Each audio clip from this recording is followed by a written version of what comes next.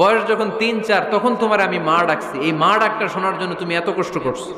আর আরেকবারের মাইয়া এই ঘরে আইসাই তোমার মা ডাকা শুরু করছে। যেই মেয়েটা তোমারে মা ডাকে সে আমার আপন হবে না কেন মা? ঠিক কিনা?